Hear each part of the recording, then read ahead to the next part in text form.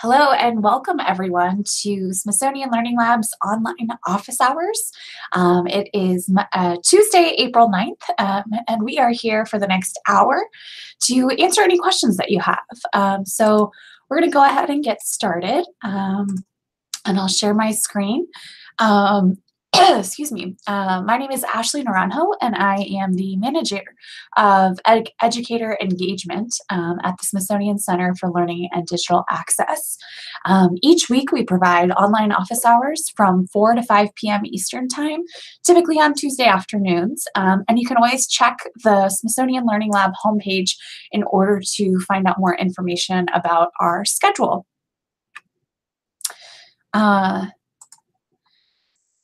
And here's the link for you to be able to access all of our online events. Sometimes we also have webinars where we'll invite colleagues from across the institution to share some content that they've been working on in the lab. But this hour is typically for questions. So if you have a question looking for a recommendation about the perfect image or video or museum resource, or if you just want an orientation to the website itself, or if you have a question that you've been kind of pondering as you've been creating in the Learning Lab, there's no question too big or too small.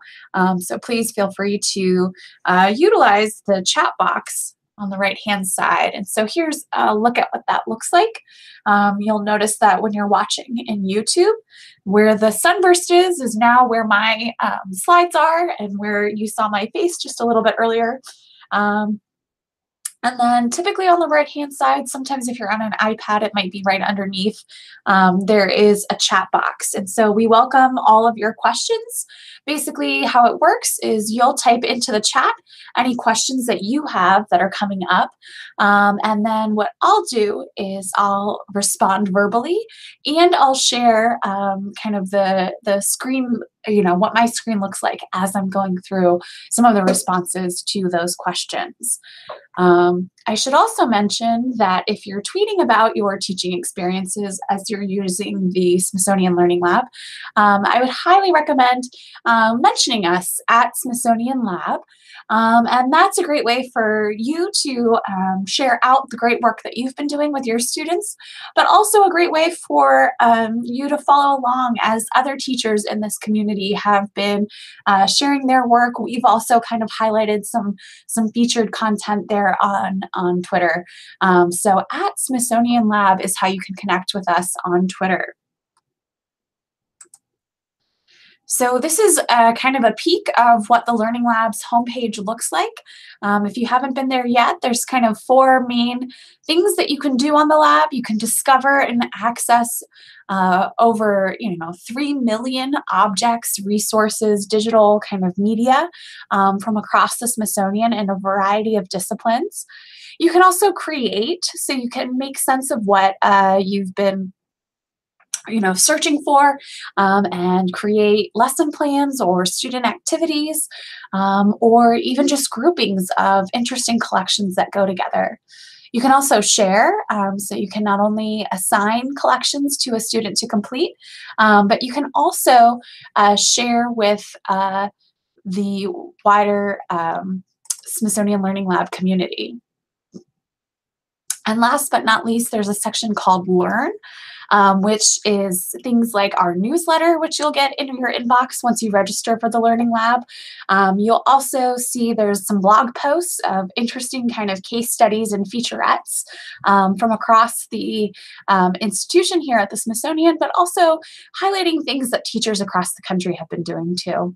And then there's also that online events page that allows you to see upcoming online events as well as online office hours like you're joining here today. So if you've just arrived, welcome to Smithsonian Office Hours. You can use the chat box to the right of the video on YouTube. Here's a screenshot for you. And in the meantime, I'll wait for any questions, and then we'll go ahead and get started.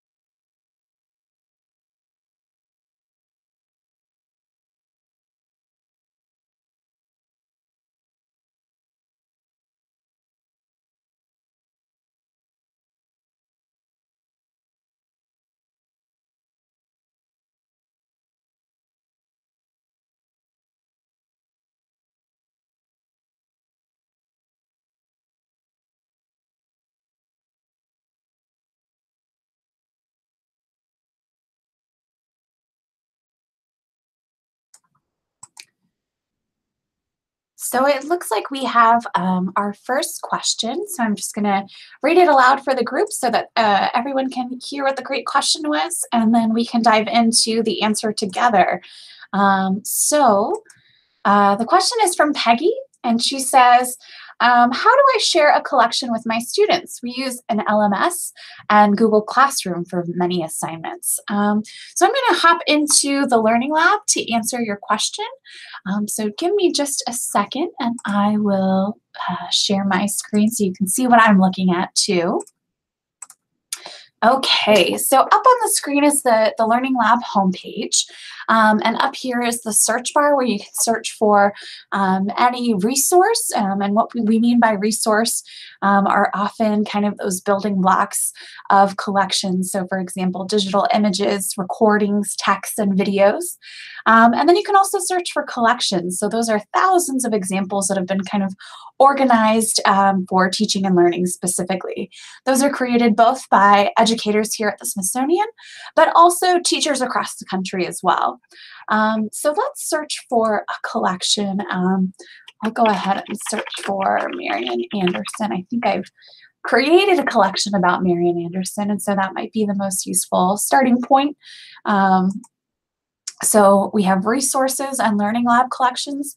I just closed the refined search, but that's also a great tool as you're looking through resources and collections to kind of hone your search. I'll go over to Learning Lab collections. And again, I want to point out, as you're kind of following along, you might have a different view. You might have something that looks a little more like this. But you can actually switch back and forth depending on what's most useful to you. So here I can hover over. I see that's a collection that I've made. So I want to take you into that. So there's a few ways to share this collection with your students. The first is to make sure that you publish. So typically when it's unpublished, it'll say publish here. Right now, obviously, because I have published it, it says unpublish. And this allows anyone across the internet to be able to search for your collection. The students could also just type in Marian Anderson like we just did and access this collection. There's a few other features though that I wanted to mention. The first is, excuse me, I'm getting over a little bit of a cold, so I apologize if my voice kind of is a little shaky, but the first is a assignments folder where you can actually create an assignment. And you can you can include a due date, for example. You can also include rosters. So you can say, you can create kind of a list of users that can access this and respond to any quiz questions, for example, that you have in your lesson. The other thing you can do is you can also share this collection on a variety of social media sites, including Google Classroom. So you can share the link onto Google Classroom. What we're working on in the future, though, is kind of a little bit deeper as far as interoperability and probably more closely to what Peggy's question is all about. The idea that you could kind of move back and forth between Learning Lab content and your typical LMS, whether it's Canvas or Blackboard or Google Classroom, that sort of thing. The other thing I want to say too is that many times teachers will use the rostering tool that's available within the Learning Lab, with each student having a Learning Lab account. Or sometimes we have teachers that will have students respond in the typical way that they do for a classroom. So for example here, it might just be that you have the discussion prompts up and this is something that's projected onto a whiteboard, for example. Or maybe there's a journal that they're using. So good old, old school kind of analog journal. That's also fine as far as responses go. And then last but not least, if there's already kind of a format that you're using to collect responses, that's also possible as well. So I've seen a lot of teachers kind of be really creative with the ways that they can use the collections in their classroom. I hope that helps answer your question, Peggy, but feel free to type more if there's kind of a deeper connection that you want to go down. I'm happy to do so. The other thing I should mention too, while we're waiting for more questions, is that we've been nominated. So just this last week, we found out that the Smithsonian Learning Lab has been nominated for Best Education Website in the 2019 Webby Awards. So you can actually help us win by casting your vote, and it's easy to do. It takes about 10 seconds. You place your vote, you sign right in into their award portal, and then you can place your vote and help us win Best Education Website for the 2019 Webby Awards. And the Webby Awards are really kind of highlighting the best of the internet. So everything from, commercials and YouTube videos all the way to education websites like this one here. So we would love it if you'd help out, and if you would be so kind as to share a collection, or share your vote with us. Peggy, feel free to kind of chime in if there's kind of further questions that you have about integration or the ways that the Learning Lab might work with other platforms.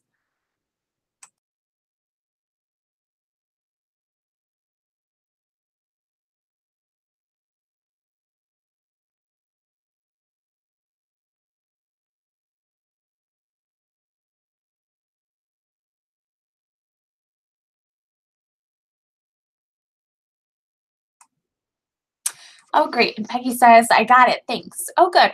So I'm glad to hear that. There's kind of, a few different ways to assign these collections to your students. I've also seen some really interesting work where students have actually responded to a teacher's collection, and their response is actually in the form of curating a collection themselves. So the question might be something about pivotal moments within a decade, and they have to choose, 5 to 10 objects that reference kind of key moments within a decade and kind of share their reasoning behind why those were the key moments that they chose. We've seen that done for kind of character and setting within a novel, using artworks to kind of reflect what they've picked up on as they're doing some of their reading. Great visuals too to be able to do that. So lots of great ideas of ways that the digital objects of the Smithsonian can be incorporated into your teaching and learning.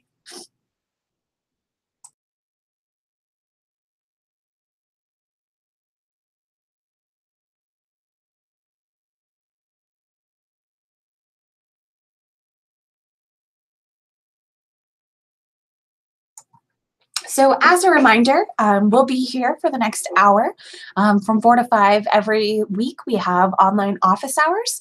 And so there's really no planned agenda. It's really an opportunity for you to ask questions, to get an orientation if that's something that's helpful to you. I can start to kind of explain some of the features of the Learning Lab.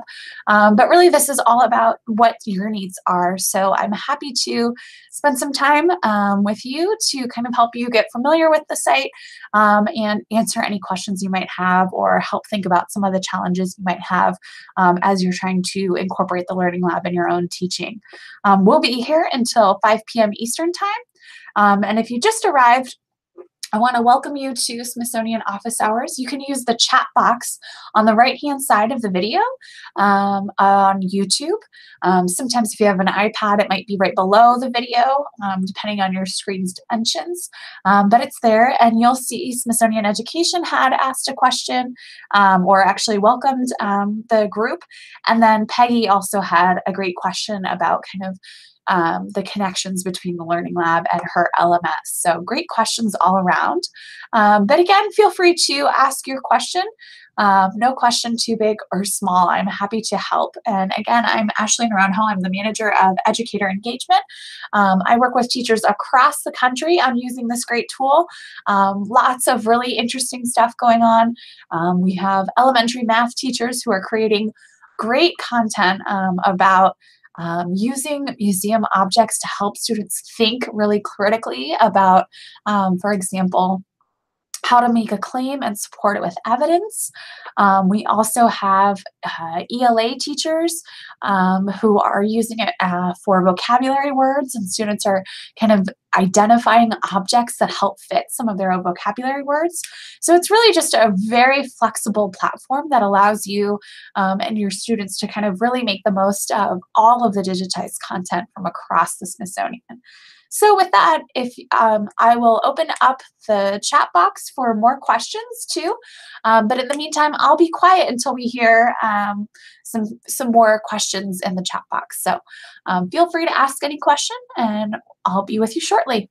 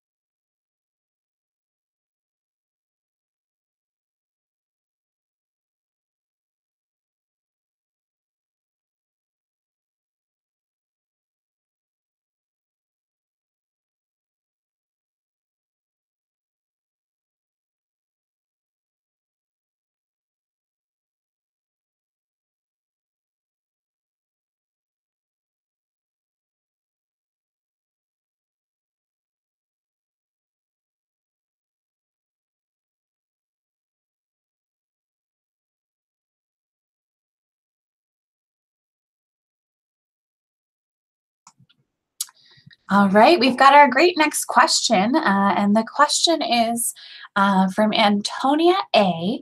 And Antonia asks, how do I create a collection? I have an assignment for a class. So excellent. So I was just talking about how a lot of teachers have actually been asking students to create collections in response to a given prompt. So I'd be happy to kind of show you and walk you through how to do that. If you have any specific collections that you're thinking about or kind of topic areas, feel free to type that in the chat too, and we can make the example as applicable to your actual assignment as you'd like. But for now, I'm going to share my screen. But feel free to kind of pipe in with exactly what the assignment is, because I know other folks would be interested in learning a little bit more about your assignment as well. So I'm going to share my screen so that you can see the Smithsonian Learning Labs homepage. And you can search kind of thematically using phrases. So for example, we'll go ahead and type in Statue of Liberty, let's say. And so here you can see we have both resources and collections. You can also see the refined search buttons here on the left-hand side. And so Oh, okay. So Antonia says she's unsure what to do her assignment on yet. We have free range to do whatever we want. Oh, wow. So that's a really open-ended kind of assignment. So I can see where you might have some trouble figuring out what to do based on the fact that the Learning Lab has, I think, over 3 million digitized objects from across the Smithsonian. So for example, in my search for the Statue of Liberty, just as an example, of course, you know, there's plenty of other search terms you could use. I can start to hone my search to say, show me only images or show me audio, video, text, or learning resources. I can also say, for example, show me only things from American art or just the Postal Museum. So let's go ahead and click on American art and we'll ask for just images. And now that's actually honed my search down just a little bit so that I can start to see some photographs. It looks like some type of textile. Lots of examples, rich examples. This is a sculpture, it looks like. Um, and so when you click on an object, you can zoom in and out to get a closer detail of what that object is. So this is an interesting take on the Statue of Liberty, kind of a different take than probably most folks are used to seeing. You can click on the I button to get more information about who the artist is or any information that the Smithsonian Museum has. For example, here it says it was from about 1970. And then what you can do is add this resource to a collection. You can also favorite it and bookmark it for later. You could share it just by grabbing the link or via social media. You can also grab the citations too. So depending on what your project looks like, if you need to do a write-up or anything and you need to reference these specific resources, you can do so in MLA, APA, and Chicago. You can also download this image and use it elsewhere. But again, when you download an image, make sure that you're using the citations too, so that all of that good information about the museum resource is still available. And you can also print the image. So we have a button that makes it really print friendly. You can see it's kind of loading on my screen here, where it has all the information, all the credit lines, and then also kind of that big iconic image on the third page. But you had mentioned you wanted to create a collection for the first time. So I'm going to suggest you click Add to Collection. And when it's your first time, there'll be a button here that says My Collections or Create a Collection. If you don't have any collections here to start off with, then you may want to create a collection for the first time. You can give the collection a name as well as a description. So these are also things that are modifiable as you go along. So I'm going to hit Create a Collection. And now when I click on that, I've got my title here, and I've got my first object within my collection. The other thing to do too, you can edit your collection. You can add additional resources. So let's say here, I want to add a few more Statue of Liberties to kind of compare them, think about the symbolism behind them. So maybe I'll add this one. This one's kind of interesting too. Maybe I'll see if I can find one from a different museum that might be interesting too. We'll go to American history and see what that looks like. Maybe I'll add this one. This is interesting. This is also a Hanukkah menorah, excuse me. There's also the Battle Song of Liberty. It's an interesting kind of sheet music. Here there's a poster too. So as I add all of these resources to my collection, I'm starting to kind of curate something that's around a given theme. I can also reorder them, for example, by hovering over the top left. And I can kind of move them along. And then I can also say, you know what, actually, this doesn't really fit in with what I'm talking about. So I can delete that resource, and then I just have my collection there. Antonio, you can also use, if you click into each resource while you're in edit mode with this green band at the top, you can also use some of the tools to customize. So you can add additional information or text, maybe kind of the rationale for why you chose that specific object to include in your collection. You can also include quiz questions. So you can include true and false, multiple choice, short answer, long answer. And then you can also click on Image Hotspot. And so you can point out specific details on the object. So for example, if I really wanted folks to pay attention to these earrings here, I can kind of click on that. I can hover over. I can decide if it's a box or a target, for example, or a highlight. And I can say, look closely. Okay. And then I can save and edit. And so now when we look at this collection, you'll see that there's two annotations, quiz questions, which I didn't include, but that's where they would show up, as well as an image hotspot where I pointed out the specific earring here. Um, you can also edit the collection and click Edit Info. And then that's where you can write a nice description about what you hope folks will get out of looking at your collection. You can tag it according to subject area, age level. Is this something that's most appropriate for preschoolers, or is it peers in high school, or that sort of thing? And you can also tag it according to educational features as well as standards. Um, you can also add things outside of the Smithsonian too. So you can actually click here on the center button where it says Add a Resource, and you can upload additional files. Maybe you've created an artwork that features the Statue of Liberty. You could upload that into the Learning Lab. Or let's say you found another great resource at another reputable source, like a local museum or even the Library of Congress, let's say. You can also contribute a website here, and it'll generate a screen preview so that that resource is also included into your collection. Antonia, did that help as you're kind of thinking about getting started? If there's specific questions too, I'm happy to kind of go through some of those. One thing to note too that I wanted to mention is at the bottom right here, we'll save and exit before we kind of finish our work. The bottom right of each page, oh good, I'm glad that helped, Antonia. There's also a thing that says show screen tips or enable all screen tips. So for example here, excuse me, you can click take a tour. And this gives you kind of some of the information that I was just sharing with you. But if you find yourself late at night and you're thinking, oh gosh, my project's due tomorrow, and how did she say to do this one thing? You can enable the screen tips, and this will show you the collection title, for example, who the author is. It kind of gives you the anatomy of what a collection looks like, the resource, information, the menu itself, and next steps, citation.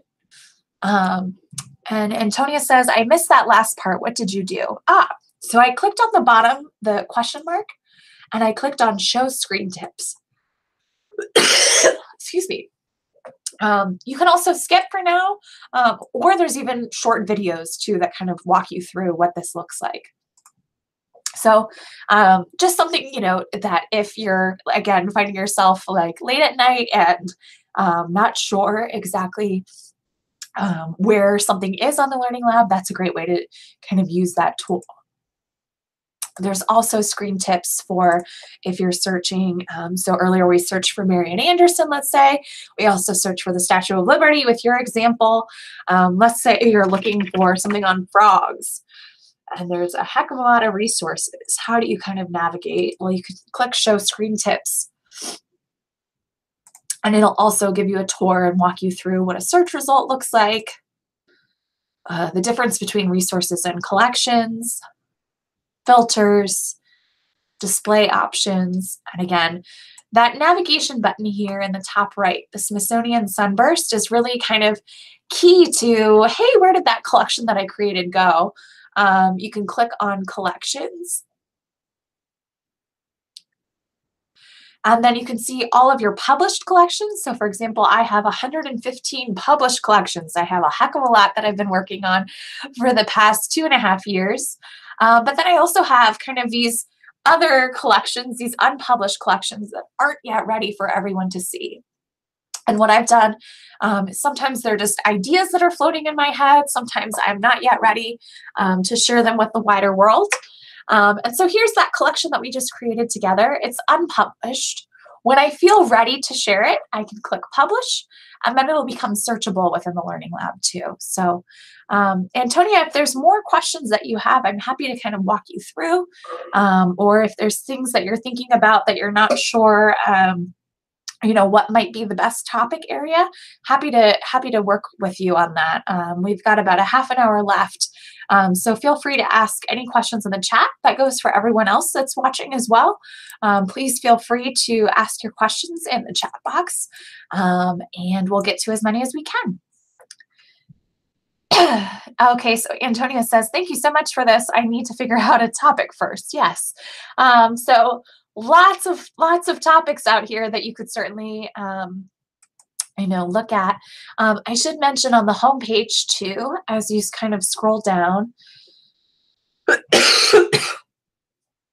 you can also browse collections on different topics, subject areas, for example.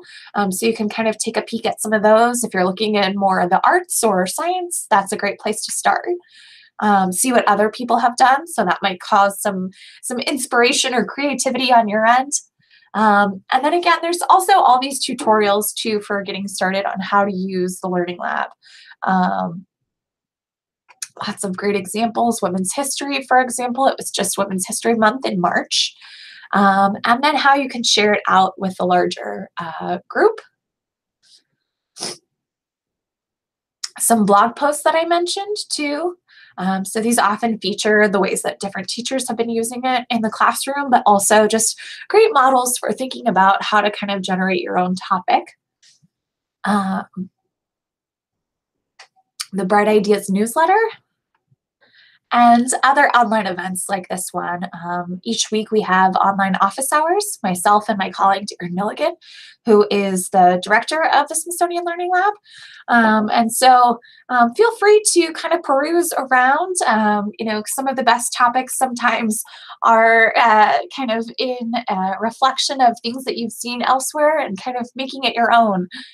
So one of the nice things about the Learning Lab is you can see kind of the breadth of everything that's available. So if you click on this magnifying glass here under Discover, you can actually see all 3.5 million resources from across the institution.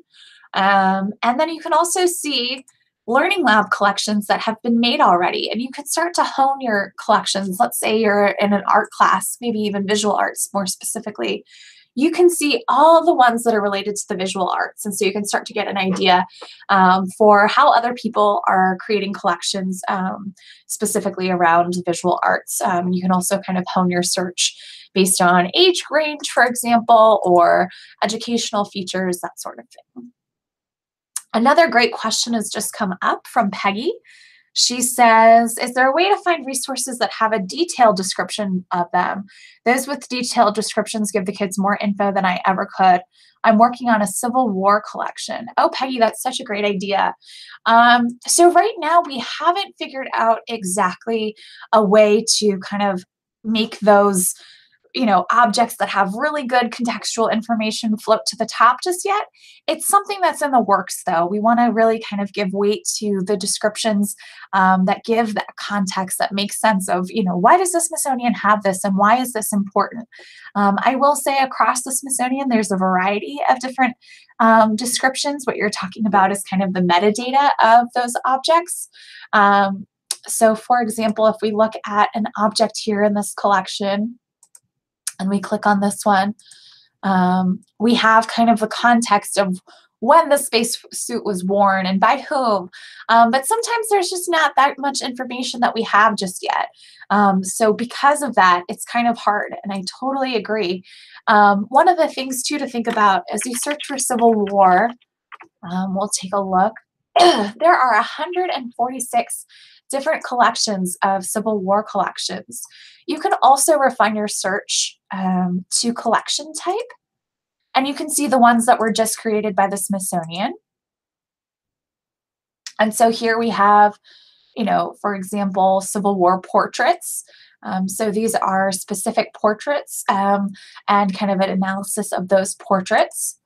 We also have, let's see, kind of going deep into one specific photograph. And I'm pretty sure this is a Gardner, yep, Alexander Gardner photograph.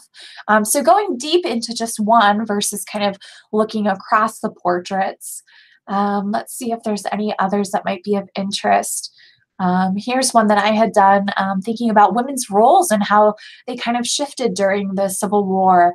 And I used a lot of the Harper's Weekly images too, so that might be of interest too to kind of go down that path. But there's just so much. So it's kind of interesting to kind of, do some searches, see what other folks are doing too. A lot of times those are the ones that can provide the best models and do have some of that contextual information. Here's another great one too, using photographs and what are called carte de visites. And so you can see kind of the variety of all of these carte de visites that we have in our collections too, and how you might use them in the classroom. And so there's a short video here. All the videos are actually playable within the platform too. I won't have this with the volume on or anything, but just so you can kind of get an idea. Those are playable within the collection too. And so here we're kind of getting a behind the scenes tour with one of the curators. We can turn on the captions too, so you can kind of see. And what's nice is similar to what we did with those quiz questions that were associated with an object or with a specific still photograph, you could also do the same in your collection side by side with a video. So it might kind of hone in a student's thinking about, what am I watching this video for? What are some key takeaways that my teacher might want me to kind of focus on? And it kind of organizes students' thoughts in that way. So great options though, but Peggy, I hope that answers your question too, and kind of also gives you some food for thought of how to kind of hone such a big topic like the Civil War too. You know, there's also, I think there's some letters and diaries too that are here. And this one's really interesting too.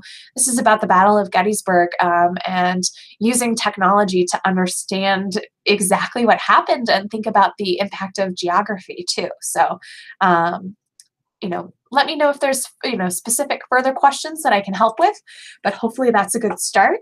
Oh, great. And so Joan also says, good to listen in. Nice to have you with us just too, Joan. If there's things I'm missing, feel free to kind of chime in.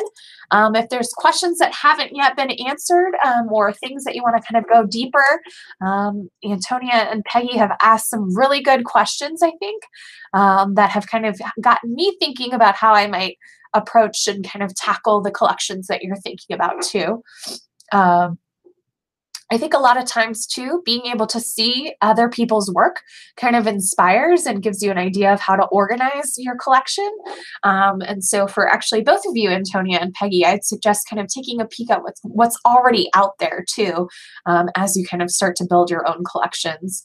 Here's another great example using American art in our collections that are specifically related to the Civil War as well. And you can see some of those videos as well. I'm going to pause for just a second and allow folks, if you have questions, just a reminder that you can type in the chat on the right-hand side of the video. We'll be here for just about another 20 minutes. So as you're kind of building your collections, feel free to use this as a time for you. We don't have a set agenda for these online office hours. Really, we're just here to be a listening ear and to hopefully kind of introduce you to some new tools, new features, new ideas. Thanks so much, Antonia. It was great to talk to you too. Good luck on your project. We're looking forward to seeing what you create. So please do keep us posted. Thank you again and have a great day, Antonia says. So thanks so much. Think about, you know, mind mapping too as you're going through. What are the kind of key topics you might be interested in? And what's a kind of sizable chunk to kind of go into? You know, we probably wouldn't create a whole collection on just the topic of American history. We might go to a specific period, for example, like Peggy's saying, and say Civil War. And then even then, we might even go a little bit deeper to think about, you know, are we talking about Civil War uniforms, photographs? Are we talking about the soldiers' experience? Are we talking about women's roles within the Civil War, the geography of the Civil War, the specific battles? There's all these kind of different elements that you could go down and explore. And sometimes that requires different types of searching too, right? So you kind of have to think like a historian, which is actually great because that's kind of that excuse me, that deeper learning where you kind of really think like a historian, think about the types of terms that they might use, how they might pull this stuff together, or think like an art historian and kind of think about some of the features that you would be looking for if you were looking for an artwork or a photograph, let's say. So hope that's helpful. Again, feel free to type in the chat I'm going to go grab a drink of water, but I'll be back in just a few minutes. So feel free to ask your question in the chat box to the right of the screen. Thanks.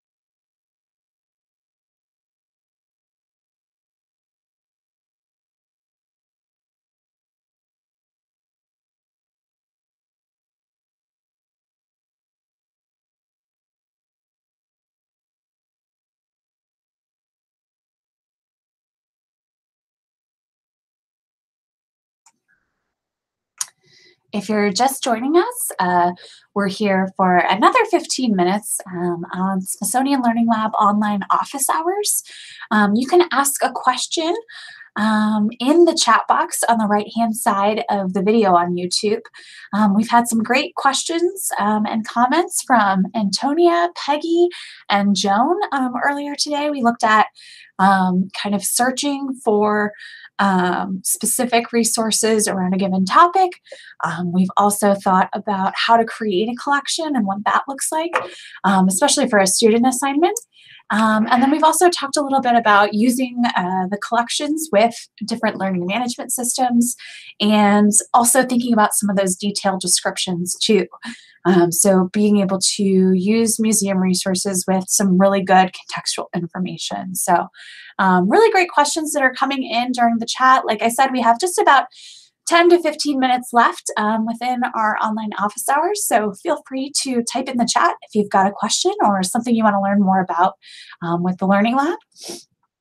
I should mention, and let's see if I can pull it up for you. Give me 1 second. If you haven't already heard, and I'm sure you have, but I should share it with you just in case. We are actually up for a Webby award, and Webby awards are kind of the best of the internet. And so the Smithsonian Learning Lab has actually been nominated for Best Education Website in the 2019 Webby Awards. So if you click on this button here, place your vote, it'll take you out to the public voting, and you can vote for your favorite website, the Smithsonian Learning Lab there. So we're in second place, and it's kind of a stretch, but we would love to have your vote and help us spread the word. We've kind of been holding strong in second place, and would love to kind of leap up to first. We're also included in the Webby Awards both through the People's Vote as well as through an Academy nomination. So very exciting stuff. And it all couldn't be possible without you. So like I said earlier today, there are 3.5 million resources from across the Smithsonian that are included in the Learning Lab, but there's also 5,000 published collections. I think we're just shy of 5,000. Let's take a peek. Yes, 4 more collections, and we've reached 5,000 collections that have been created, which is really amazing. And here you can kind of see the breadth of those collections. You can also toggle between list form and grid form to get an idea of just the breadth of types of collections and topic areas that folks are starting to kind of create their collections around. So some really great stuff here as you're kind of looking through.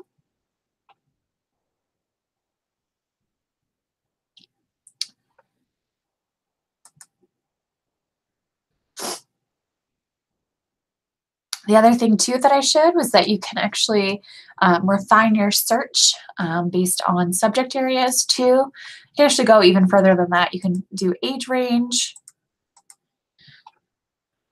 different educational features, collection type. So you can start to really hone your search to kind of meet the needs of what you're looking for. This is a new collection that I thought might be fun to show you. So the Smithsonian has actually partnered with Lenovo, and they are doing a big project with students in North Carolina.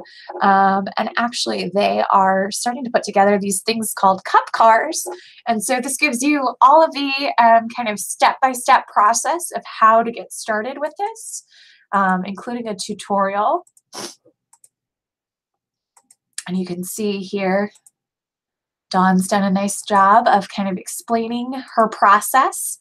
You can also see here some pro tips and the annotations.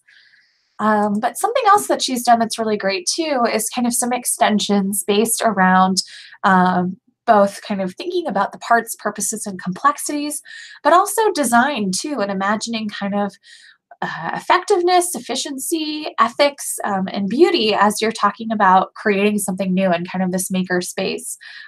So for example, here she's kind of used some interesting examples from across the Smithsonian as far as thinking about different car designs.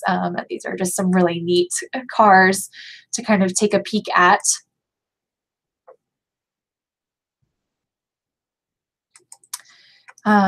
And Joan says, isn't it interesting what people can construct with very little? Absolutely.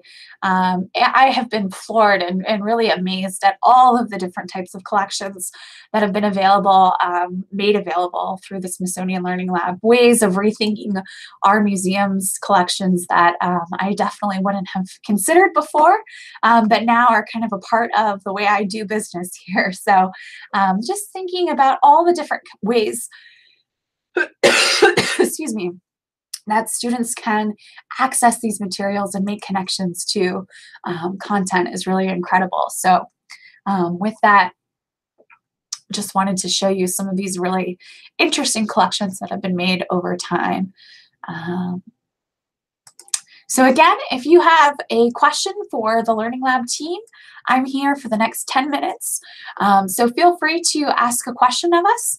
No question too big or too small. Again, we've talked a little bit about some technical issues as far as just understanding the Learning Lab. We've talked about some pedagogical issues of making sure objects have the right context for students.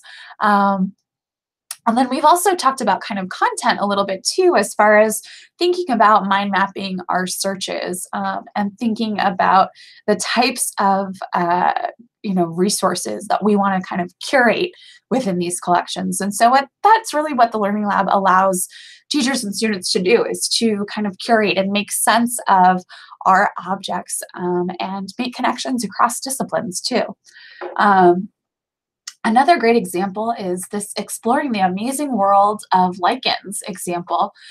And here there's also, I'm really liking this lichen. I'm liking you. But there's also some great worksheets too. So you can also download the PDFs of some content here, graphic organizers that the Smithsonian Science How team has created. And so here you can see that example. You can also see videos, live videos with experts, and ways to make connections across the Postal Museum, for example.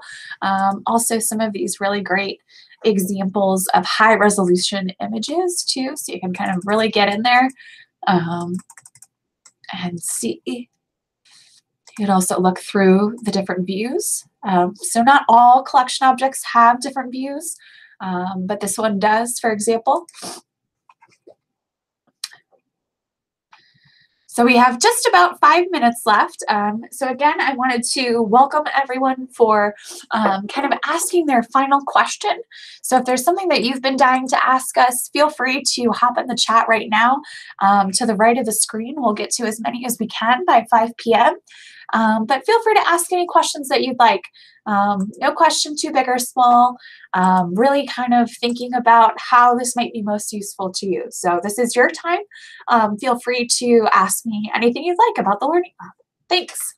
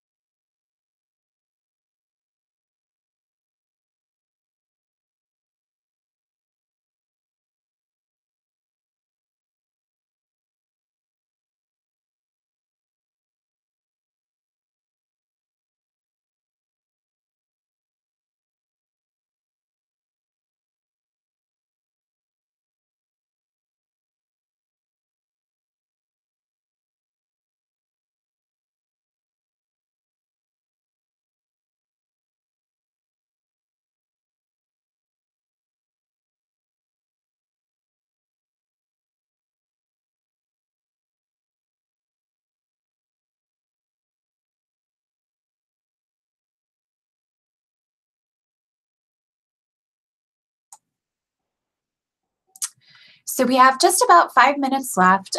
Joan had commented too, what a variety of ideas and things that people have posted, and I completely agree. Yeah, we've started the day talking about Marian Anderson artwork. We've moved on to Civil War, and we just finished looking at lichens. So really, there is something for everyone. It's really exciting to kind of see the breadth of what is available within the Smithsonian Learning Lab.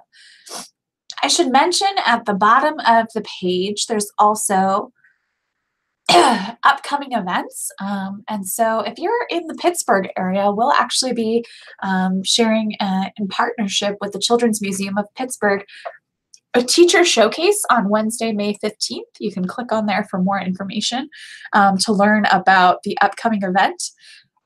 During the 2018-2019 school year, this school year, we were working with teacher teams from 10 different districts in Pittsburgh, and they collaborated with museum educators as well as education leaders from across Pittsburgh and Washington, D.C., and have really come up with these interesting collections and ways to use the Learning Lab with Project Zero visible thinking routines. And those are things like, for example,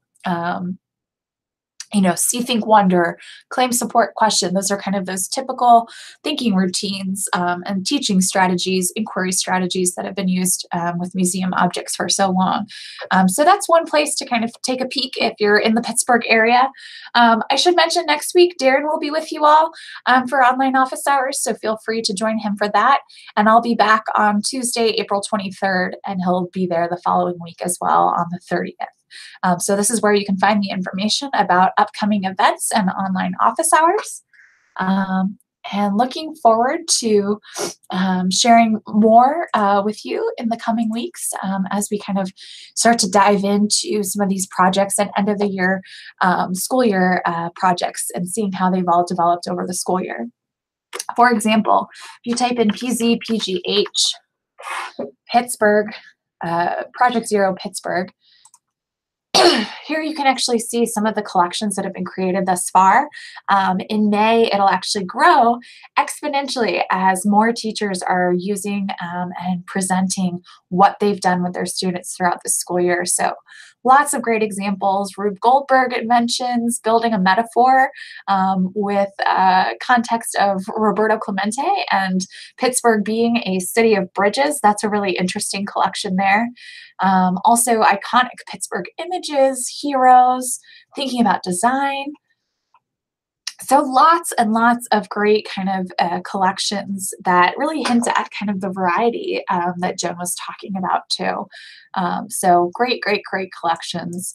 But last but not least, Joan also asks, is there an index similar to a book for all the collections? And there's not really an index as much as there is when you click on the homepage and you click on this button right here, the magnifying glass. It'll allow you to refine your search.